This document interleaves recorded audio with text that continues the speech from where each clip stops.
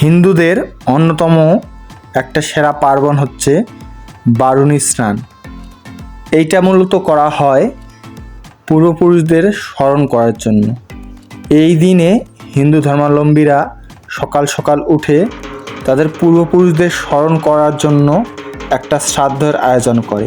আর এই শ্রাদ্ধটা করা হয় সাধারণত নদীতে গিয়ে। আর এই দিন বিভিন্ন জায়গায় জায়গায় মেলা বসে।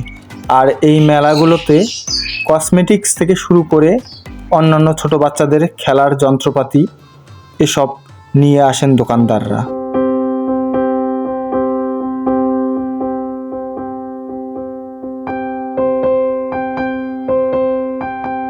এই মেলাগুলো মূলত একদিন ব্যাপী হয়, অর্থাৎ হয়তো সকালে নয়তো বিকেলবেলা যে কোনো একটা নির্দিষ্ট জায়গায় অর্থাৎ নদীর ঘাটে মূলত এই মেলাগুলো হয়।